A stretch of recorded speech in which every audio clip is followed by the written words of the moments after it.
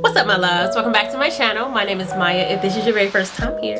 So today, y'all, we are going to be doing a chit chat, get ready with me, and doing a little girl talk about some of the things that I learned in my 20s. I am 32 now. I feel like I'm a little more older, a little more wiser. But there are a lot of things that I wish I would have known in my 20s. Before we hop into it, please make sure that you hit subscribe below if you have not yet, so that you are updated when new videos come out. Also, make sure you hit that notification bell as well, so that you are updated when new videos go up. All right, babes, let's hop into it. So this video is going to be specifically about things that I feel like I learned in my 20s. So, you know, it might not be what other people feel like they learned. But the first thing I want to talk about is finance. Now, granted, your girl was broke, okay?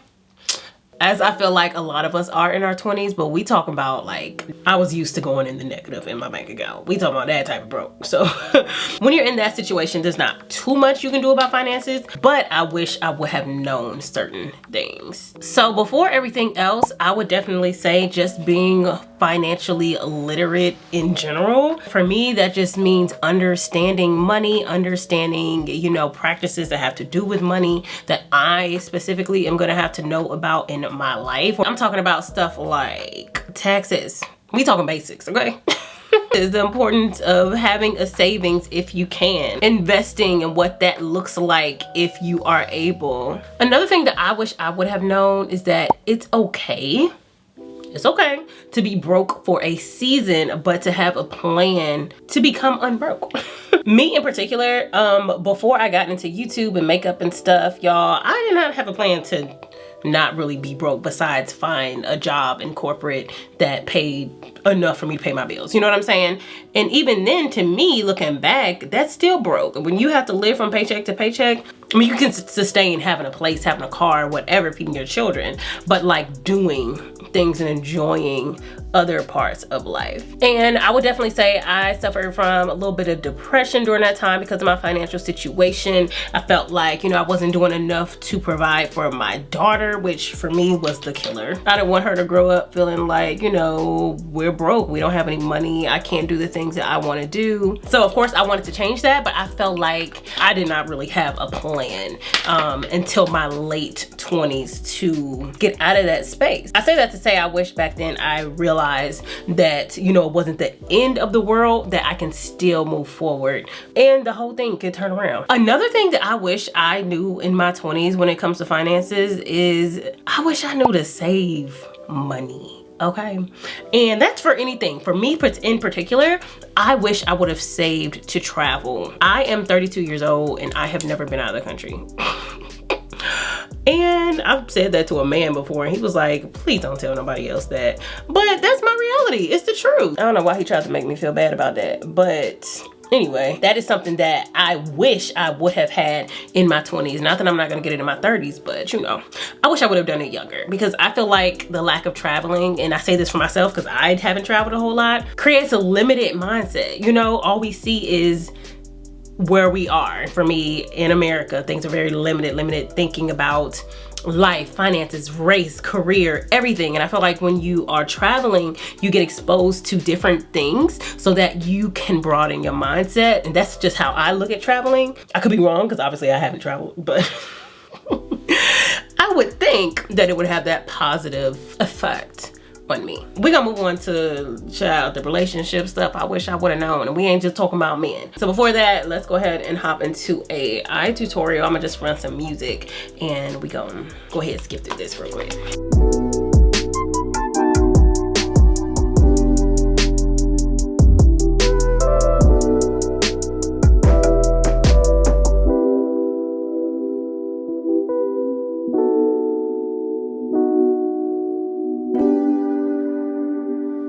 All right, y'all, let's talk about these relationships, child, because I feel like I learned a lot about relationships, interacting with people, interacting with men. Okay, I'm just gonna use my Huda Beauty Faux Filter foundation, and this one is in Peanut Butter Cup. First thing I'll say about relationships when it comes to men is that red flags do not go away. You can't, you know, ignore it and accept his potential. Now, like I said, this is my own personal experience. I wish that was something that I would have known then, but it's definitely a lesson I feel like I brought from my 20s, because I personally feel like had I realized that red flags don't go away, or that they were even more important to pay attention to when you first see them, I would not have wasted almost 4 years of my life on the wrong man. So, but that also does not just go for men, y'all. That go for friends too. During my 20s, I dropped a total of 2 friends. Intentionally, on purpose, let them know goodbye. And looking back, there were red flags for both of those friends before I even decided that I didn't want them in my personal space anymore. And I ignored it. I'm like, you know, it's okay. It doesn't mean anything. They didn't mean it like that. It's because of something else. No, it's, while that could be true, child, no. Another thing that I personally have learned about relationships is when it comes to friends or people that you are around or spending a lot of time with, you don't have to be like them. You don't have to be remotely close to, you know, who they are, enjoy the things that they enjoy. You do not have to be popular or other people, you know you, like you. And that was a struggle that I had. Not a struggle, I would say it was more of an internal struggle for me in my 20s, because it wasn't something I shared with a lot of people, but there were some people who were around me that I felt like they knew more people in the city. This is not stiff enough. It's not doing what I needed to do. Yeah, there were people around me that were like popular, or a lot of people knew them, or they were, you know, just that girl, you know what I'm saying? And not that there's anything wrong with that, but that was just not who I was. But for a long time, I envied that, and I wanted to be that person. I fought that part of my personality, that introverted part of my personality, mostly because, you know, I had people around me who were like that, and I wanted to be like them. And looking back, there was absolutely nothing wrong with that. I feel like once you get into your 30s, you start to really fall into the person that you actually are. You're more like unapologetic about your choices and your personality and your just being. And it's okay to embrace my individuality. I ain't gotta be like you. And that doesn't make me less of a person. Because at the end of the day, you're gonna be more happy when you are catering to yourself, your own wants, your own needs. And if I keep saying you, y'all, don't mind me. I'm really just talking about myself. Another thing that I have learned is that I need to speak up for myself. This was way lighter than I thought it was gonna be, child. I'm mixing this with my Lancome Teint Idole concealer, and this one is in $4.95. But yeah, I really truly wish that I would have learned the lesson to speak up for myself a lot earlier in my 20s. And like I said, a lot of these I feel like can go for any type of relationship that you're in, romantic relationships, family. And I don't say that as a bad thing. I mean, just like, it comes a point, I feel like, that usually in your late 20s, that you realize, I'm an adult. You know what I'm saying? I can do whatever I want. You know, I don't have to still follow or do the things that my family wants me to do. Yes, my family has instilled amazing, you know, things in me, and I want to respect my family, so it doesn't mean it's a lack of respect, but you are an adult and you can make your own decisions, and you don't have to do things to please other people. I want to make a certain decision and I feel like that's best for me, then that's what I'm going to do. And I'm going to speak up and speak my mind and let people know that that's what I'm going to do. In my 20s, I was a lot more concerned about other people's idea of me and what they prefer for me based on their own life experiences. When I'm having my own life experiences, I'm deciding things for myself, I'm coming into my own. And I remember, you know, being scared or not speaking up for myself in multiple situations because I don't want to hurt somebody's feelings, or because I want them to feel okay with my decisions. And it took me a while to realize, child, no. You a grown woman, speak up for yourself. And I regret going through my 20s and not doing that. And this also includes at work, child. I know, you know, at work we have a boss and we have people that are over us, so we have to watch what we say, be respectful, whatever. But I worked, you know, a 9 to 5 for 3 years before I started doing YouTube. And my job, they had me doing stuff that was for a team, and they wouldn't give me a freaking team. It took until I left to really speak up about how I was feeling about that situation. And I personally feel like that job and that experience could have been better for me had I learned to speak up a little bit earlier. Another really big one for me that I learned in my 20s in general is not to share everything with everybody. Keeping some privacy about yourself and about your life and about your situation sometimes is protection. And we're talking friends, we're talking family, we're talking your man. If it's your husband, you know what I'm saying? That's a different story. And even then, I feel like certain married women would say, you still gotta keep your little mystery about yourself. But I don't really know, because I'm not married. But married women sound out in the comments. I would definitely call myself in my 20s an oversharer. I feel like I overshared a lot to family, friends, my man, all of that. And sometimes, you know, you do need to tell things. So I'm really take this as a grain of salt, because I feel like there are certain like relationship things that you need to tell somebody. You know, if you're being abused or misused or mistreated, tell somebody that they can help you to get out of that situation. But, you know, throw a situation out there. Let's say you have a boyfriend and he ain't call you back last night. And you mad about that, so you tell all your girlfriends, and this is hypothetical, so not that this would be the actual situation. You tell all your girlfriends, and then 2 days later when he does call you back, you're cool. That's your man. You forgive him. He told you the reason, it's fine. But they still stuck on that situation. Oh, we don't like him. I can't believe you. You know, so now you have this, you know, conflict with your friends, which was not even a big deal in the first place for them to know that situation. Now they hate your man, but that's the love of your life. You know what I'm saying? You can save yourself.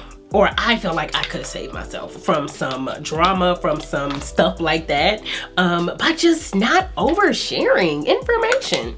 You know, your private business sometimes is your private business, okay? And this is my Laura Mercier honey powder. But another thing that I learned is how important I am and my worth in general when it comes to relationships. I would definitely say when I first got with my ex, I did not know my worth for sure. I ignored so many red flags.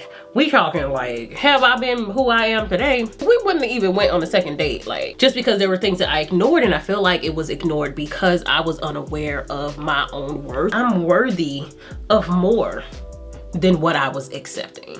And I feel like that's the thing, when you do know your worth, you allow less people to walk over you and do things that you know you're not okay with. Child, that was way too much powder.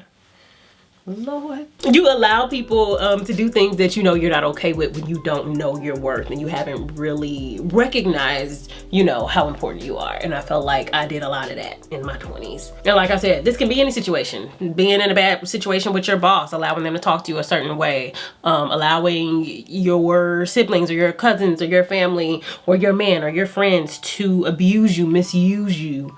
You know, when you don't know your worth, it's easy for that stuff to happen within your life. So I wish I would have done more work within myself, gave my feelings and my being and how I felt more attention, which I feel like would have resulted in me knowing more about what I'm worth. And that brings me to the last point for relationships, is I wish I would have known that I should not settle. I feel like that's pretty straightforward. And it ties in a lot with knowing your worth. That's with my job that I was in, a couple of the relationships that I was in.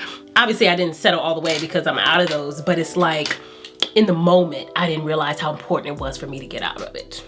I was settling, you know, it was okay then. As far as career is concerned, I personally wish I would have known that you do not have to know exactly what you're gonna be, what you're gonna go into in your 20s.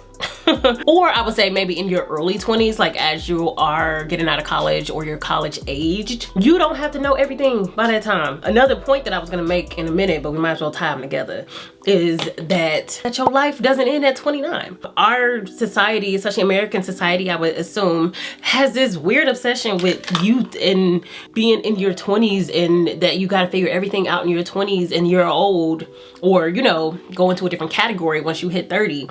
And somehow it's a less of a success to make milestones in your 30s versus in your 20s. And I learned that that's just not true. That's just something somebody made up.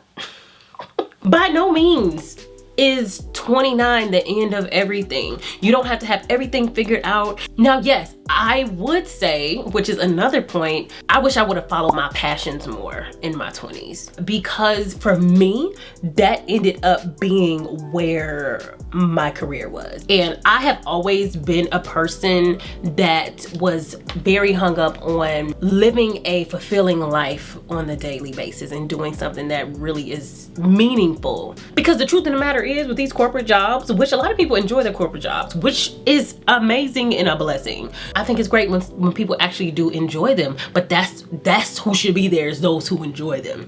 Because we go to work 5 days a week, 8 hours a day, until we retire at an old elderly age. I want to be doing something that I enjoy, that I'm passionate about, because as far as we all concerned, we only here one time. You literally will spend your life doing whatever you do for a living. You will sacrifice time with your family, time with your children, with your husband, your spouse, your boyfriend, your friends, whatever in life brings you joy. You gonna sacrifice that by working whatever you work. So I've always been an advocate for doing something that I'm passionate about. I'm lying. I have not always.